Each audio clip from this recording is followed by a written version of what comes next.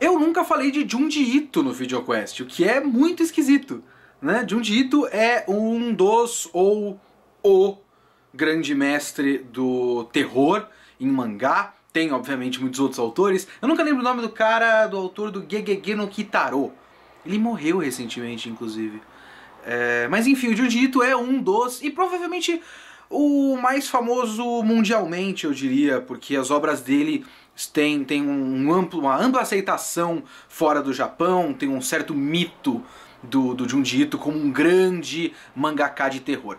Eu nunca terminei nada do Junji Ito, não porque eu não gostei. Eu acho que eu mostrei no vídeo da minha coleção que eu tenho o Uzumaki completo e eu não terminei de otário, total otário, mas eu tava curtindo bastante. Eu comecei a ler o Gyo, que é o mangá dos peixes com perna, e eu li simplesmente porque tem peixes com perna. Também não terminei, e é muito curto, é 2 volumes. Aí eu finalmente terminei alguma coisa de Junji Ito, que é esse aqui. Esse aqui é o... aqui. Esse é o Fragmentos do Horror do Junji Ito que saiu pela Dark Side. Fragmentos do Horror é talvez um ótimo começo pro Junji Ito. Apesar de ser uma espécie de fim, digamos. Porque é o seguinte, quando você pega essa edição, tem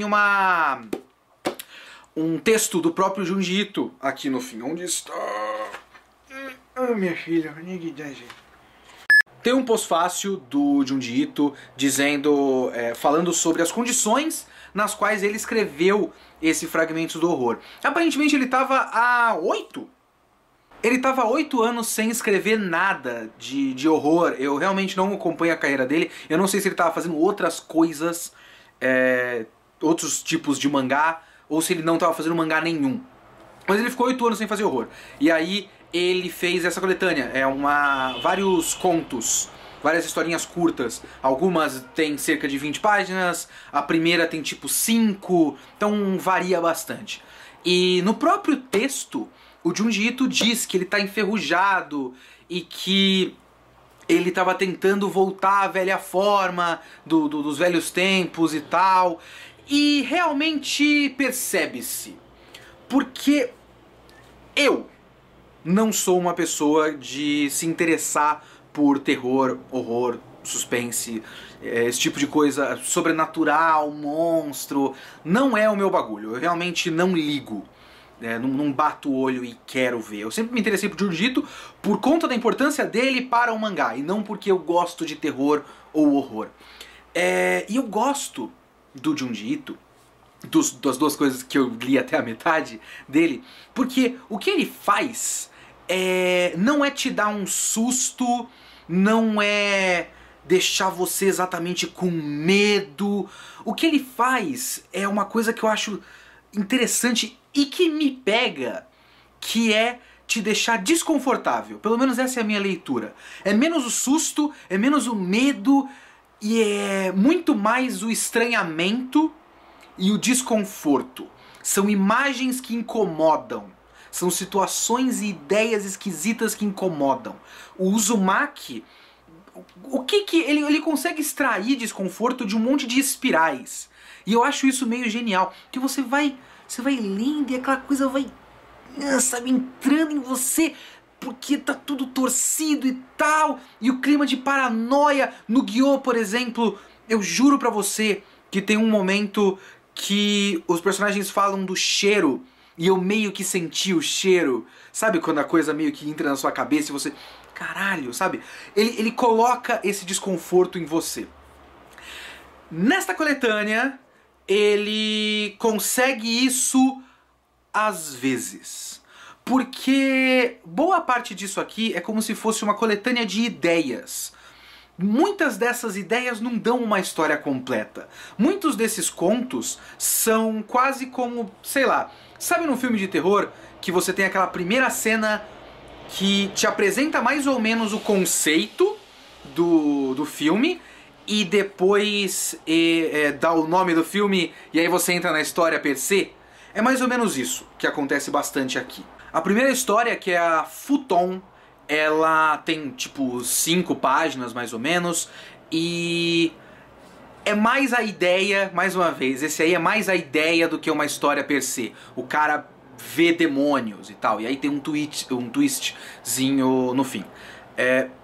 Não tem uma narrativa, tem um começo, meio e fim, mas mal dá pra se envolver, porque é meio que uma introdução, sabe? O que daria uma história maior, mas é só a introdução. Ele tem a história do monstro de madeira, que é um dos exemplos de histórias aqui dessa coletânea que você tá se envolvendo com o clima da coisa, ele te dá o tempo pra entrar, que é uma mulher que vê uma casa antiga japonesa de madeira e fica obcecada pela casa e pela madeira antiga e tal, e você vai entrando na loucura e tudo vai ficando muito desconfortável, e aí tem o fim, você sério, Junji Ito? Agora, a história chamada Tomio Gola Rolê Vermelha é uma história muito interessante, porque é um bom exemplo de como o Junji Ito, e tem alguns aqui nessa coletânea, bom exemplo de como o Junji Ito cria esse desconforto e essa tensão, essa é uma das poucas histórias que não são aquele clima de fundo. É uma situação desesperadora limite. O cara, a ideia é que ele foi num lugar e a cabeça dele foi cortada e ele precisa segurar a cabeça. E a história toda é uma tensão muito grande, porque se ele desligar, se ele balançar um pouco, ele desliga a cabeça do corpo e morre. Então é criativo, é interessante, é muito diferente e é tenso. E isso é bem legal. E aí a gente tem a história chamada Suave a Deus. A Suave a Deus junto com a última, que é A Mulher que Sussurra, pra mim são as duas melhores histórias. Porque são as narrativas mais completas que tem, pra mim, aqui nessa coletânea. Que são histórias com um conceito não muito absurdo. A Suave a Deus é de uma família que consegue invocar, digamos assim, imagens residuais de membros da família que morreram. Então eles conseguem dar o adeus por muito tempo. Tipo, se todo mundo se concentrar, eles conseguem conviver com a imagem do vovô que morreu por 10 anos. E ninguém precisa chorar e ficar muito mal com esse adeus. Ele vai ainda falar com a invocação coletiva, a ideia coletiva daquele avô por 10 anos. E aí a história vai se desenvolvendo. A Mulher que Sussurra, pra mim, eu acho que é a melhor. E é a última, então realmente parece que ele foi se aquecendo até chegar num bom ponto. Que é a história de uma menina que não consegue tomar decisões, ela tem algum tipo de doença mental, eu suponho, né? Que ela não consegue tomar nenhuma decisão, nem sequer tipo, eu levanto, eu sento, eu bebo água, eu não bebo água, eu falo, eu não falo, ela fica muito em dúvida. E aí o pai dessa menina contrata uma pessoa, uma mulher que sussurra, que o emprego dela é basicamente dizer o que a menina tem que fazer. E a mulher que vai dando as instruções pra menina que não sabe o que fazer, vai cada vez mais definhando e enlouquecendo. E é mais uma dessas histórias que vão criando um clima soturno, que você entra, embarca e tal. Então, essas são as duas melhores histórias da coletânea. Tem a Dissecação Chan, que é uma mulher que quer muito ser dissecada. Mais uma vez, uma ideia muito boa, e aí chega na última página e pensa, não curti.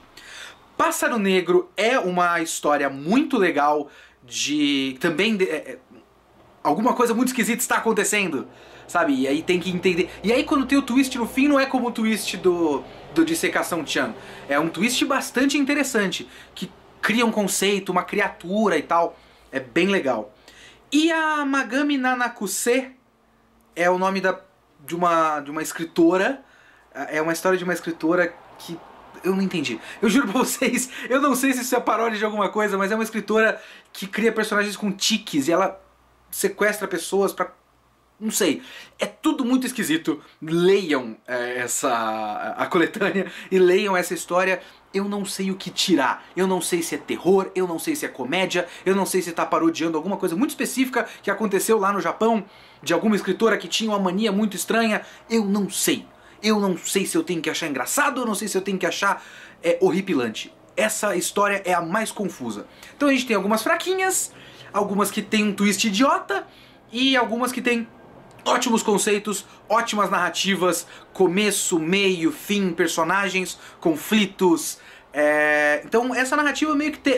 Essa coletânea meio que tem de tudo. E eu acho que é um bom começo pra você que não conhece nada de Junji Ito. Talvez você vá atrás disso aqui e tenha exemplos de várias coisas que o Junji Ito faz. As coisas que ele faz bem, as coisas que às vezes ele faz mal, e aí você vai pra outros mangás. Algum dia eu falo aqui de Uzumaki, eu preciso terminar de ler, mas eu gosto bastante. Algum dia eu falo de Gyo, preciso terminar de ler, mas eu gosto bastante. Tem uma que eu tô muito interessado faz muito tempo, que é... Ai, a Falha de Amigara, o Enigma da Falha de Amigara, um negócio assim, parece uma história muito boa. Vai sair um anime com a coletânea de histórias do Junji Ito, alguma hora aí, parece interessante também. E... pra terminar esse vídeo, só pra vocês... Não sei se vocês repararam em como foi esse vídeo, até por conta de ser um mangá físico, né? É a minha cara falando. Porque eu estou passando por uma situação muito tensa de um conto de Junji Ito. A criatura que me amedronta e que me assombra e que me cria uma situação de tensão eterna chama YouTube. E nosso canal está com 2 avisos ativos. O último vídeo do Fate Zero foi deletado, o vídeo do Yu-Gi-Oh! Com a Ana foi deletado. E eu tô com muito medo de colocar qualquer tipo de imagem nos vídeos. Tá tudo muito arriscado. Eu odeio fazer um vídeo que é só a minha cara falando. Eu simplesmente odeio, mas eu vou ter que mudar um pouquinho o jeitão das coisas. Tem um videoquest gravado. Eu não sei o que eu vou fazer com esse videoquest. Eu não quero que o videoquest seja visualmente pobre, digamos assim. Mas eu só queria passar a situação um pouco pra vocês, já que estamos falando de terror. Esse é o meu medo. E é isso. Muito obrigado a todos. Inscreva-se no canal enquanto ele existe. E...